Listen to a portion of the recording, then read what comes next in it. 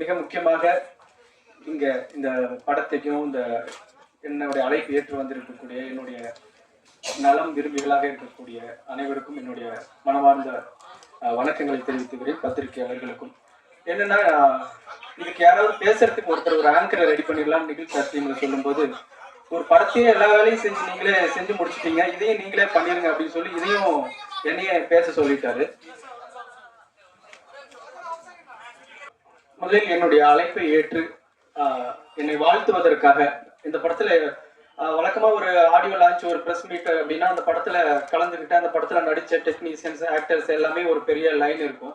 இது ஒரு தனி மனிதன் அப்படின்னு ஒரே ஒரு மனிதனா எடுத்த படம் அப்படிங்கிறதுனால நான் யாரையும் பெருசா கூப்பிடணும்னு நினைக்கல. ஆனா என்னுடைய தொடக்கம் முதல் இன்னைக்கு வரைக்கும் என்னுடைய ஒவ்வொரு முயற்சியிலையும் எனக்கு உறுதுணையா இருந்து என்னை வாழ்த்தி எனக்கு தட்டி கொடுக்கக்கூடிய மிக முக்கியமானவர்களா அந்த சினிமாவில் நினைக்கிற 2-3 பேரை மட்டுமே நான் அழைச்சேன். எல்லாரையும் அழைக்கணும்னு நினைச்சிருந்தா இதை பத்தி பேச நிறைய பேர் கூட இந்த படம் பார்த்துட்டு நல்ல நல்ல ரிவ்யூ எல்லாம் கொடுத்துருந்தாங்க, அவங்க எல்லாம் கூப்பிட்டுருக்கலாம். ஆனா இதை எப்படி நம்ம ஒரு விஷயத்துக்கு ஒரு வேலைக்கு கிளம்பும் போது, ஊருக்கு கிளம்பும் போது அம்மா அப்பா கிட்ட சொல்லிட்டு கிளம்புற மாதிரி ஒரு அம்மா அப்பான்னா எப்படி முக்கியமான ஒரு ஒரு கேரக்டர் நம்ம லைஃப்ல, அந்த மாதிரி இந்த சினிமாவில நான் ரொம்ப ரொம்ப மிக முக்கியமா யாரை நான் மதிக்கணும், அவங்க 2 பேரையும் நான் இதுக்கு வரணும் அப்படின்னு நான் ரொம்ப எதிர்பார்த்தேன். அதே மாதிரி என்னுடைய இந்த பணிகள்ல நான் எப்ப இந்த படம் பார்த்த உடனே எல்லாத்துக்கும் என் கூட நிக்கக்கூடிய லேன் பாரதி தோழர், ஏஆர்கே ராஜராஜா சார் 2 பேரையும் மேடைக்கு அழைக்கிறேன்.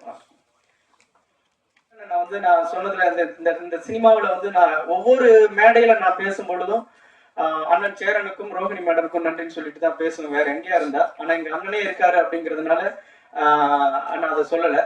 ஏன்னா சேரன் எனக்கு எப்படி முக்கியமானவர் அப்படிங்கிறது எல்லாருக்கும் தெரியும். நான் அதை சொல்லி புரிய வைக்கணும்னு அவசியமே இல்லை. நான் எந்த மேடைகள் அதுக்கு பிறகு நான் சினிமாவுக்கு வந்த பிறகு கிட்டத்தட்ட 100கணக்கான மேடைகள்ல நான் ஏறி இருக்கேன். அப்ப எல்லாமே நான் சொல்லிட்டு தொடங்கக்கூடிய வார்த்தைகள் பேசுறதுக்கு முன்னாடி அந்த வார்த்தைகள் தான் அந்த அளவுக்கு முக்கியமானவர் எனக்கு. அண்ணனை நான் அன்போடு மேடைக்கு அழைக்கிறேன்.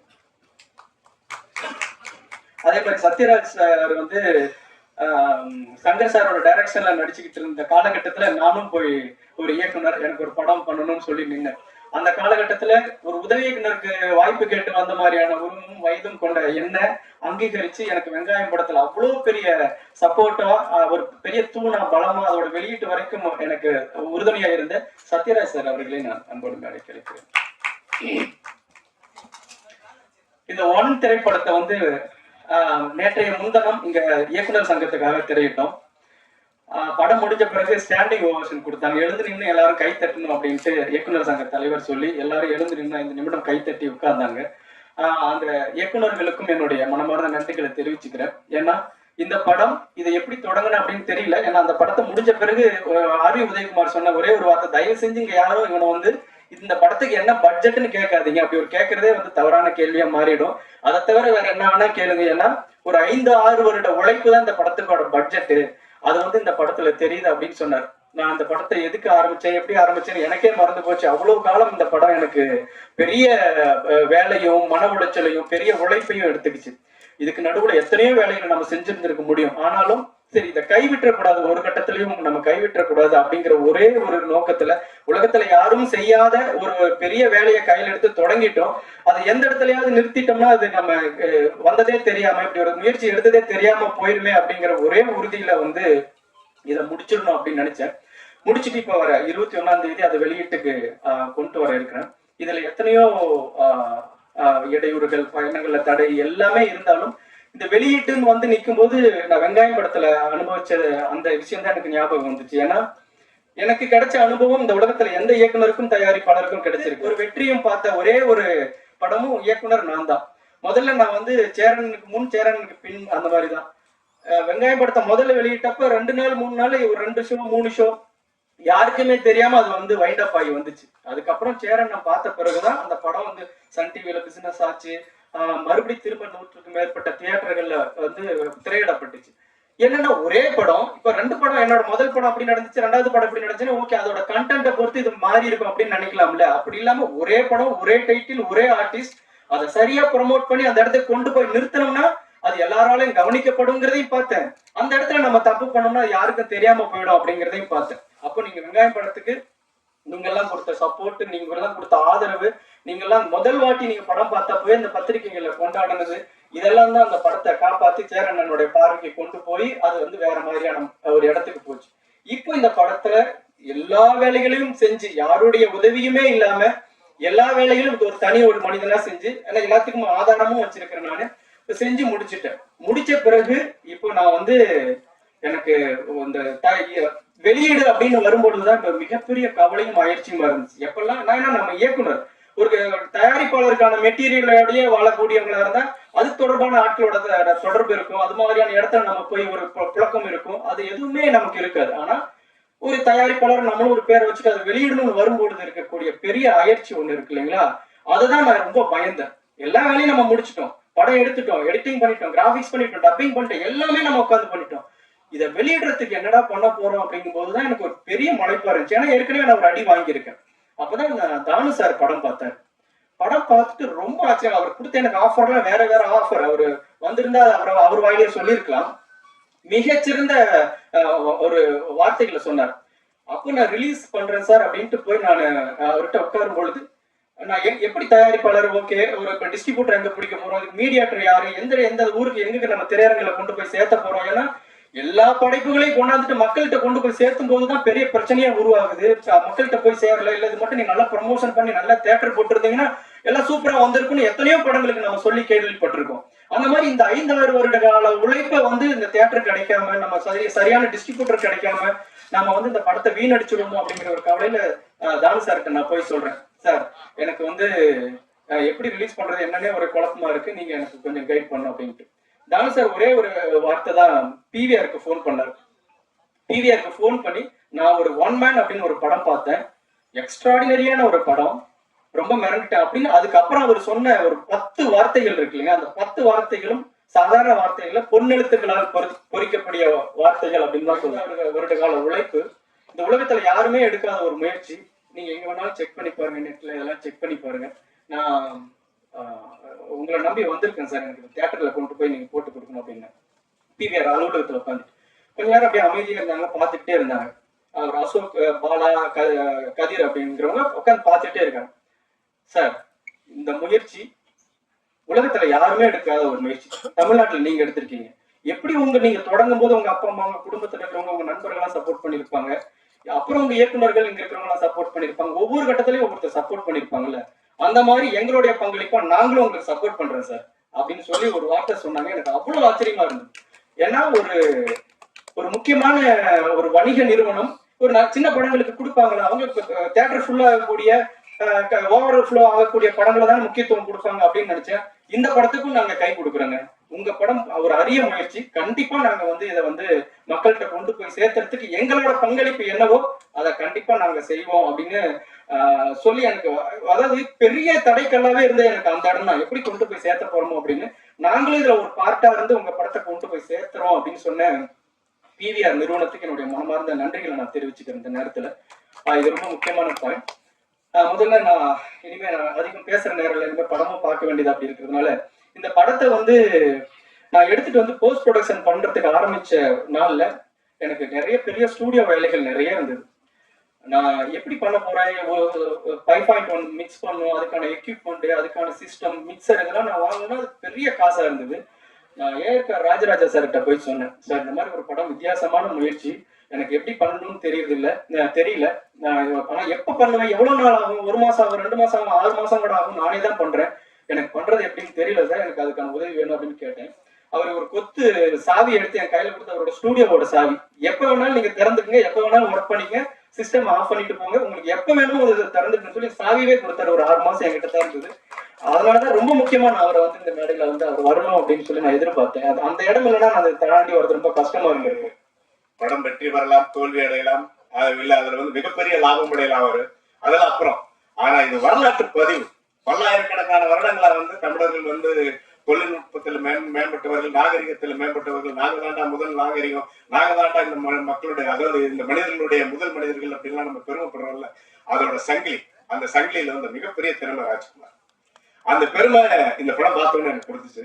நிச்சயமா நீங்க பாத்தீங்கன்னா உங்களுக்கு அதை கொடுக்கும். பத்திரிகையாளர்கள் எல்லாரும் சேர்ந்து ராஜ்குமார் வந்து நீங்க கட்டி கொடுத்து தூக்கி விடணும். ஏன்னா அவர் ஏற்கனவே சொன்னார், தியேட்டருக்கு போய் 2 நாள்ல திரும்பி வந்த படத்தை அண்ணன் சேரன் அவர்களுடைய பேச்சும் கருத்தும் வந்து மறுபடியும் மிகப்பெரிய வெற்றி அடைய வச்சுச்சுங்க. அதனால அவர் மாதிரியே நீங்களும் இந்த படத்துக்கு வந்து மிகப்பெரிய ஒத்துழைப்பு கொடுத்து அவரை மிகப்பெரிய வெற்றியாளனாக்கணும். இந்த படம் மிகப்பெரிய வெற்றி அடையணும்னு கேட்டுக்கிறேன். நன்றி, வணக்கம். ரொம்ப முக்கியமான ஒரு படம். நிறைய அது மாதிரி பிரம்மாண்டமான படங்கள்லாம் வந்திருக்கு. அதுவும் குறிப்பா இந்திய சினிமாவில் வந்து தொழில்நுட்ப ரீதியா ஒரு முக்கியமான ஒரு மைல்கல்லை எட்டின படம் அது. நிறைய படங்கள் தொழில்நுட்பத்துல வந்து ரொம்ப நுட்பமாலாம் பண்ணியிருக்காங்க. ஆனா வந்து அதுக்கு பின்னால் ஒரு ஆயிரக்கணக்கான ஆட்களுடைய ஒரு தொழில்நுட்ப வல்லுநருடைய உழைப்பு இருக்கும், பெரிய பெரிய பொருளாதாரம் இருக்கும், பெரிய நிறுவனங்கள் இருக்கும். ஆனா அது எதுவுமே இல்லாம ஒரு தனி மனிதனா ஒரு பெரிய முயற்சியை வந்து ராஜ்குமார் பண்ணியிருக்கிறாரு. அதுக்காக தான் நான் அது கூட நினைக்கிறேன். ஏன்னா இது வந்து ஒரு சினிமா வந்து ஒரு காட்டுத்தனமா நேசிக்கிற ஒருத்தன் வந்து, அதிலும் வெறுமனே சினிமா மட்டும் நேசிக்காம அதுக்குள்ள இந்த சமூகத்துக்கு ஏதாவது ஒரு கருத்தை சொல்லணும் அப்படிங்கிற ஒரு அங்கலாய்ப்பு இருக்குல்ல, அப்படிப்பட்ட ஒரு கலைஞன். அதனால நான் துணை நிற்கணும் வந்து இந்த படத்துக்கு அந்த அடிப்படை தான் நான் கூட வந்துருந்தேன். ரொம்ப நீங்க படம் பார்க்கும்போது உங்களுக்கு புரியும், ஒரு நபரா வந்து இவ்வளவு வேலைகளை செய்ய முடியுமா அப்படின்னு சொல்லிட்டு. தமிழ் சினிமாவை நேசிக்கிற இல்லை சினிமாவை நேசிக்கிற அத்தனை கலைஞர்களும் அத்தனை ஜாம்பான்களும் இந்த படத்துக்கு வந்து உறுதுணையா நிக்கணும் அப்படிங்கிறது இந்த நேரத்தில் நான் வேண்டுகோளை எடுத்துக்கிறேன். அப்புறம் வந்து இயக்குனர் சங்கம் வந்து அன்னைக்கே சொன்னாங்க இவரை வந்து பயன்படுத்திக்கணும் அப்படின்னு சொல்லிட்டு. அன்னைக்கு நாங்கள் படம் பார்த்துட்டு இருக்கும்போது கூட சுப்பிரமணிய சிவண்ணா கூட சொன்னார், நீ ஒரு விஎஃப்எக்ஸ் கம்பெனி ஆரம்பிச்சிருப்பா போதும் அப்புறம் அப்படின்னாங்க. அதெல்லாம் தாண்டி வந்து ராஜ்குமார் வந்து ஒரு மிக நுட்பமான நடிகர். நான் வந்து ஃபெக்டாக் போகும்போது அங்கே கூத்து பண்ணார். கூத்துல வந்து அவ்வளோ பிரமாதமா ரொம்ப நான் பின்னால உட்காந்து பார்த்தேன். ஆனா ரொம்ப நுட்பமான நடிப்பு வந்து பின்னால உட்காரவங்களுக்கும் தெரியுற மாதிரி வெளிப்படுத்தினார். இந்த படத்துல நீங்க பாத்தீங்கன்னா தெரியும், ஒரு அவ்வளவு ஒரு தமிழ்ல வந்து நீங்க ரொம்ப பயன்படுத்த வேண்டிய ஒரு நடிகர் அவர். இந்த படத்தை இன்னும் வந்து தமிழ்நாடு திரைப்பட கல்லூரியில வந்து அந்த மாணவர்களுக்கு போட்டு காட்டி இவரை வந்து திரைப்பட கல்லூரியில வந்து ஒரு அங்கமாகவும் அந்த மாணவர்களுக்கு தொடர்ச்சியாக இந்த தொழில்நுட்பத்தை எப்படிலாம் நம்ம கையாளணும் அப்படிங்கிறத சொல்லிக் கொடுக்குற ஒரு பணியையும் வந்து தமிழ்நாடு அரசு செய்யணுங்கிறத கேட்டுக்கிறேன். நன்றி, வணக்கம். எல்லாருக்கும் வணக்கம். ராஜ்குமார் அப்படிதான் கொஞ்சம் உணர்ச்சியப்பட்டு தான் பேசுவார். ஏன்னா அவருக்கான அந்த சூழல் அப்படி. அவர் எங்கேயோ ஒரு இடத்துல ஒரு படத்தை எடுத்துட்டு இந்த படத்துக்கு ஆட்கள் வரல, கூட்டம் இல்லை, படத்தை தூக்கிட்டாங்க. முதல் நாளே நிறைய இடத்துல தூக்கிட்டாங்க. 2வது நாள் சில இடங்கள் மட்டும் ஓடுது, அதுவும் இன்னைக்கு எடுத்துருவாங்கன்ற காலகட்டத்தில் இன்னைக்கு திடீர்னு அந்த படத்தை பற்றின செய்தி ரோகிணி மேடம் சொல்கிறாங்க, சார் இப்படி படம் பார்த்து ரொம்ப நல்லா இருந்துச்சு, நீங்கள் அவசியம் பார்க்கணும் அப்படின்னு. அவங்க இவ்வளோ சொல்ல மாட்டாங்களே அப்படின்னு சொல்லி சரி போட சொல்லுங்க பார்க்கணும்னு கேஷுவலாக போய் இந்த தேவி ஸ்ரீ தேட்டரில் பார்க்குறேன். அந்த படத்தை பார்த்துட்டு கொஞ்சம் நேரம் ஒன்றுமே புரியல. இப்படி ஒரு பையன் ஒரு கேமரா தூக்கிக்கிட்டு ஒரு கிராமத்துக்குள்ளே போய் இருக்கிற சின்ன பிள்ளை, ஆயா, பாட்டேன், பாட்டி, சித்தப்பா, பெரியப்பால நடிக்க வச்சு, ஆனால் அவன் சொல்லியிருக்கிற கருத்து வந்து அவ்வளோ ஸ்ட்ராங்கான கருத்து. நம்ம மடமையை கொளுத்தக்கூடிய, நம்மளோட உணர்ச்சிகளை பயன்படுத்திக்கிட்டு வியாபாரம் பண்றவங்களோட பொய்யை தோடுச்சு காட்டுற ஒரு படம். ஆனா அது ரொம்ப நேர்த்தியா ஒருத்தர் எடுத்துருந்தான்றப்போ சும்மாவே நம்ம ஒரு நல்ல படம் பார்த்தோம்னா தூங்க மாட்டோம். உடனே பதிவு போடுறது என்ன, அதை பத்தி பேசுறது என்ன, அதை கிடைக்கிற மேடையிலாம் பேசுறது என்னன்னு சொல்லும் பொழுது இது எனக்கு ரொம்ப நெருக்கமான ஒரு படமா என்னுடைய தாட்ஸா இருந்தது. என்னுடைய கிராமத்து மக்களை நான் அதுக்குள்ள பார்த்தேன். என்னோட கிராமமும் என்னோட மக்களும் உள்ளுக்குள்ள இருக்குவோ என்னால் அதை விட்டு விடுபட்டு வெளியே போக முடியாம சரி அந்த படத்தை என்ன பண்ணலாம் அப்படின்றப்ப நல்லா இருக்கு இது ஏன் ஓடலன்னு கூப்பிட்டு பேசும்போது அவர் இப்படி சொல்லும்போது அத அந்த நேரத்துல என்னை யாரும் நிறைய பேர் தூக்கி சுமந்துருக்காங்கல்ல, அப்ப நான் எனக்கு கிடைக்கிற வாய்ப்பப்ப நான் ஒருத்தனை தூக்கி சுமக்கணும்ல, அதான தர்மம். அந்த இடத்துல நான் சங்கை ராஜ்குமாரை தூக்கிக்கிட்டேன் தோள் மேல. அப்புறம் எல்லா இயக்குநர்களையும் கூப்பிட்டு அந்த படத்தை பாருங்கன்னு சொன்னோன்னா, இப்ப சங்கை ராஜ்குமார் கூப்பிடும்போது யாருன்னு தெரியல, வர முடியல அப்படின்றப்போ அப்ப நான் கூப்பிட்டோன்னா அதுக்கு ஒரு அடையாளம் கிடைக்குது. எல்லா இயக்குநர்களும் வர்றாங்க. கிட்டத்தட்ட 52 பேர் இன்னைக்கு படம் பார்க்குறாங்க இயக்குநர்கள். அன்னைக்கு லோகேஷ் படம் பார்த்தது மாதிரி அன்னைக்கு போனேன் லோகேஷோட டிசி பார்க்கறதுக்கு. எல்லா இயக்குநரும் இங்க இருந்தாங்க. எனக்கு இதே மாதிரி ஒரு காட்சி ஏற்கனவே அரங்கேறி இருக்கேன் வெங்காயத்துல, அப்படிதான் தோணுச்சு.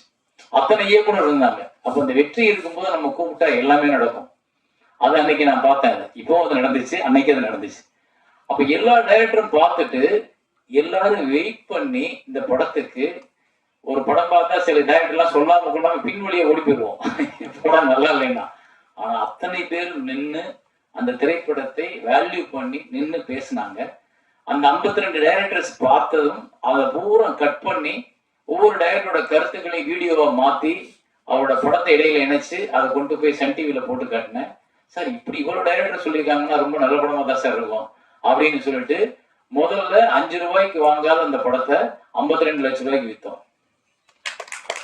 அந்த ஒரு முயற்சியில அந்த 52 லட்சத்தை வச்சு 30 ரூபாய் வியாபாரம் பண்றதுக்கு வச்சுக்கிட்டு அந்த 20 நீ வச்சுக்க 30 ரூபாய் வச்சு விளம்பரம் பண்ணணும்னு சொல்லிட்டு மறுபடியும் தியேட்டர் பிடிச்சு மறுபடியும் அந்த படத்தை திரையரங்கத்துல சேரன் வழங்கும் பெருமையுடன் வழங்கும் போட்டு வெங்காயம் அப்படின்னு போட்ட உடனே தியேட்டர் கொடுத்தாங்க.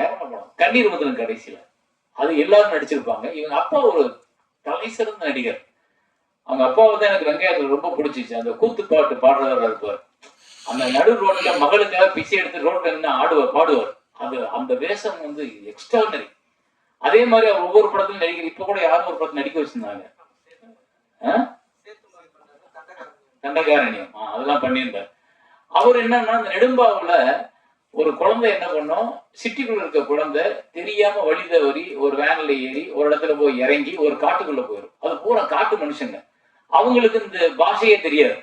ஆனா அந்த மனிதர்கள்ட்ட ஒரு குழந்தை மாட்டிக்கிறோம். அந்த குழந்தை மேல ஒரு அன்பு வச்சிருவாங்க அந்த காட்டுவாசிகள். அவங்க என்ன பண்ணுவாங்க, ஒரு இடத்துல அந்த குழந்தைக்கு உடம்பு சரியில்லாம வந்தோன்னே இந்த பிள்ளையை காப்பாத்துறதுக்கு அவங்களுக்கு தெரியாது. அந்த பிள்ளையை எப்படியாவது காப்பாத்தணும்ட்டு நகரத்தையே விரும்பாத காட்டுவாசி 4 பேர் 2 பேரு அந்த குழந்தைய தூக்கிக்கிட்டு நகரத்துக்குள்ள வருவாங்க. பயங்கரமா இருக்கு அந்த ஹாஸ்பிட்டலுக்குள்ள போற சீன் எல்லாம். அவ்வளவு கண்கலங்கிரும் மனிதர்களுக்கு. அப்படிப்பட்ட ஒரு படத்தை எடுத்து வச்சிருக்காரு. அதையும் இன்னும் ரிலீஸ் பண்ணல. நான் வந்து ஒரு 12 வருஷத்துக்கு முன்னாடி படத்தை பார்த்துட்டேன். இவர் என்னன்னா எடுத்து வச்சுட்டே இருக்காரு. இவர் காசு யாருக்கு அவங்களுக்கு? ஏன்னா வெங்காயத்துக்கு அவனை கடனை இன்னும் அடைச்சு முடிக்கல. நீ அந்த ஆள் 2 பேரை கேட்ட நாங்க கூட 2 படம் எடுத்துருவோம். அப்படி அவ்வளவு நெடும்பா ரொம்ப நல்ல படம் சார். அந்த படத்தை பார்த்திருக்கீங்க. அதுக்கப்புறம் கூட நிறைய அந்த காட்டுவாசி படம் வச்சப்ப நான் எனக்கு உடனே நெடும்பாதான் ஞாபகம் வந்துச்சு. ஆனா அதுல இன்னும் இதை விட சிறப்பா ராஜகுமார் எடுத்திருப்பார்ல. எவ்வளவு பட்ஜெட்னு கேட்டா அவட்ட கேட்டா அது 60 ஒரு 70 ரூபா வந்துச்சுண்ணே அப்படிம்பாரு. எது 60 ரூபாய்க்குள்ள படத்தை முடிச்சியா? என்னையா சொல்ற? நமக்கு எல்லாம் கஷ்டமா இருக்கு. நமக்கு முடியல. 10 ரூபா வேணும், 12 ரூபா வேணும், 8 ரூபா வேணும், கோடி இல்ல. ஆனா இவருக்கு 60 ரூபா லட்சத்துல போதுமானது ஒரு படம் எடுக்குது. அப்ப அப்படிப்பட்ட ஒரு சிறப்பான படங்களை நம்ம தமிழ் சினிமா எடுக்க முடியும். அப்படிப்பட்ட இயக்குநர்கள், அப்படிப்பட்ட எழுத்தாளர்கள் நிறைய இருக்காங்க. ஆனா அவங்கள தவிர்த்துட்டு நம்ம எல்லாரும் 50 கோடி, 100 கோடி, 200 கோடி, 15 கோடி அதுக்கு மேலதான் படம் எடுக்கிறத நம்ம பார்க்கிறோம், எழுதுறோம், ரசிக்கிறோம், கைத்தட்டுறோம். அதுதான் கல்லாப்பெட்டி நிரப்புது. ஆனா நம்மளோட அடையாளங்களாக இன்னும் நிற்பது நல்ல திரைப்படங்களா இருக்கக்கூடிய இயக்குநர்கள், எழுத்தாளர்கள் எழுதின அந்த திரைப்படங்கள் தான் உங்களுக்கு நல்ல பேர் சொல்ற படங்களா இருக்கக்கூடியது. அந்த பேர் சொல்ற படங்களோட வரிசையில தான் தம்பி ராஜகுமாரோட படங்கள் கண்டிப்பா இருக்குது. இன்னைக்கு அவர் சரியாக அங்கீகரிக்கப்படவில்லை என்றாலும் ஒரு 10-15 வருஷம் கழிச்சு அவருடைய புகழை இந்த சினிமா கொண்டாடும், கண்டிப்பா கொண்டாடும். அவருக்கான உரிய அங்கீகாரம் கண்டிப்பா கிடைக்கும். ஏன்னா இப்படி ஒரு முயற்சியை சினிமாவுக்கு திரும்ப திரும்ப திரும்ப ஒருத்தர் எடுத்துக்கிட்டே இருந்தான்னா அவனை ஒரு நாள் சினிமா கொண்டாடியே தீரும். அது வேற வழியே இல்லை. நம்ம பத்திரிகை நண்பர்களுக்கும் ஊடக நண்பர்களுக்கும் என்னுடைய வணக்கத்தை தெரிவிச்சுட்டு, ஒரு நல்ல படத்தை கொடுத்ததுக்காகவும் சேரன் சாருக்கு நன்றி சொல்லலாம். வெங்காய படத்தை ப்ரமோட் பண்ணதுக்காகவும் நன்றி சொல்லலாம். ஏன்னா அந்த படத்தில் நானும் இருக்கிறேன். மேடையில் இருக்கிற அத்தனை பேருக்கு என்னுடைய வணக்கத்தை சொல்லிக்கிறேன். ராஜ்குமார் கிட்ட நான் சேர்ந்ததுக்கு மிக முக்கியமான காரணம் யாருன்னு கேட்டீங்கன்னா, பகுத்தறி பகலவன் தந்தை பெரியார் அவர்கள் தான். ஏன்னா எனக்கு போன் பண்ணது வந்து தந்தை பெரியார் திராவிடர் கழக தலைவர் கோவை ராமகிருஷ்ணன் தான் போன் பண்ணாரு.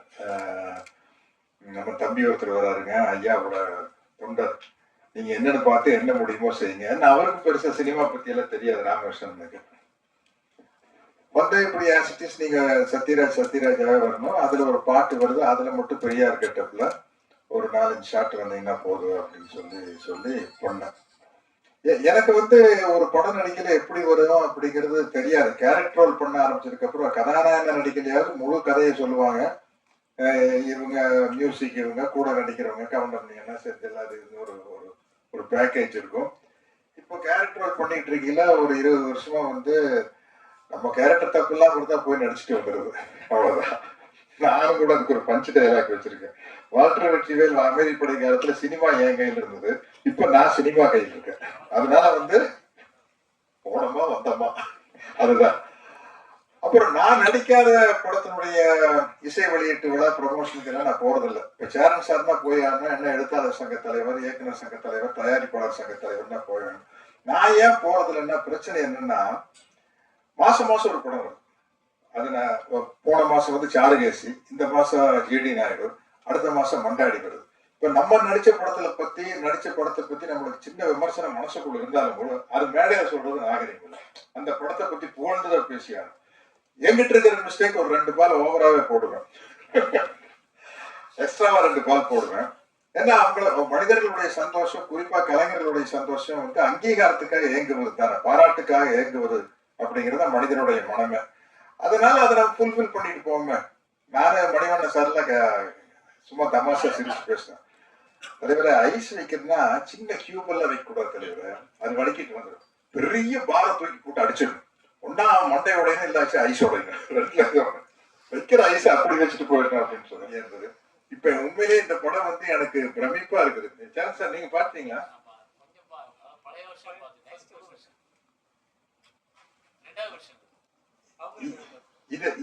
இதெல்லாம் இருக்கு படத்துல. இது எப்படி சாத்தியம் எனக்கு ஒண்ணும் புரிய மாட்டேங்குது.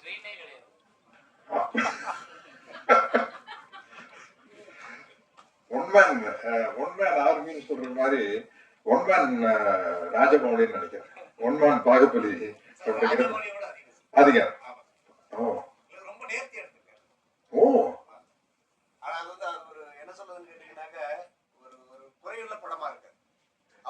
இல்ல, உண்மையிலேயே பத்திரிகை நண்பர்கள்கிட்ட நான் இது வரைக்கும் கெஞ்சி கேட்டுக்கிறேன், வேண்டி கேட்டுக்கிறேன்னு சொன்னதில்லைன்னு நினைக்கிறேன். என் ஞாபகத்துக்கு நான் நடிச்ச படத்தை எப்படியாச்சும் கொண்டு போய் ஜனங்கிட்ட சேர்ந்து எப்படியாச்சும் எல்லாம் சேர்க்க முடியாது. நல்லா இருந்தா தான் போய் சேர்க்க முடியும். எப்படியாச்சும் எப்படி சேர்க்கிறது? அது சரியா இல்லாத சாப்பாட்டை எப்படியாச்சும் எப்படி சாப்பிட முடியும்? நல்லா இருந்தா தான் சாப்பிட முடியும். அது மாதிரி இந்த படத்தை வந்து எப்படியாச்சும் கொண்டு போய் மக்கள் கிட்ட சேர்க்கிற பொறுப்பு உங்ககிட்ட இருக்குது. நம்ம என்னன்னா, நம்ம லைவ் லைஃப்ல இருக்கிறவங்களை பத்தியே தான் எழுதிட்டு இருப்போம். அது இல்ல, அது இப்படி சினிமா ஒரு வியாபாரமோ, நாங்க நடிக்கிறது ஒரு வியாபாரமோ, அது மாதிரி பத்திரிகை ஊடக தொழில் எல்லாமே அது வியாபாரம் தான். வியாபாரம் போது சினிமால வந்து அதிக சம்பளம் வாங்குற நடிகர்கள் பத்தி எழுதும் போதுதான் ஒரு சேலபிலிட்டி இருக்கு, அதை படிப்பாங்க. ஒரு கிசு வர்றதுனாலும் கூட அவங்கள பத்தி வந்தா தான் இன்ட்ரெஸ்ட் இருக்கும். யாரோ தெரியாத முகத்தை பத்தி எழுதுல இன்ட்ரெஸ்ட் இருக்காது. பட் இது மிகப்பெரிய சாதனையா நான் கருதுறேன். அவர் சொல்லிட்டாரு பாருங்க, மோர் தென் ராஜமௌலி, மோர் தென் பாகுபலி அப்படின்னா, இந்த படத்தை கொண்டு போய் இப்ப என்னதான் இங்க பேசினாலும் உங்க கையில் தான் இருக்குது. இதை வந்து நீங்க 100 கோடி 200 கோடி சம்பளம் வாங்குற கதாநாயகருடைய படத்தை எல்லாத்தையும் தாண்டி நீங்க ப்ரமோட் பண்ணாதான் முடியும், இல்லாட்டி முடியாது. ஏன்னா அவங்களுக்கு ப்ரமோஷன் தேவையில்லை, அவங்க முகம் போஸ்டர் இருந்தா வந்துட போறாங்க, அவ்வளவுதான். அதனால வந்து இது உங்களுடைய ஒரு டியூட்டியா எடுத்துக்கணும், கடமையா எடுத்துக்கணும். அப்பதான் வந்து இந்த மாதிரி புதிய முயற்சிகள் பண்ணக்கூடிய இயக்குநர்கள், இளைஞர்கள் நிறைய சினிமாவுக்கு வருவாங்க. நான் இந்த படத்தை பார்த்ததுக்கு அப்புறம் ராஜ்குமார் கிட்ட எப்படி என்ன கேட்டு தெரிஞ்சுக்கிறேன். மிகப்பெரிய வெற்றி அடைய வாழ்த்துக்கள், நன்றிகள், வணக்கம்.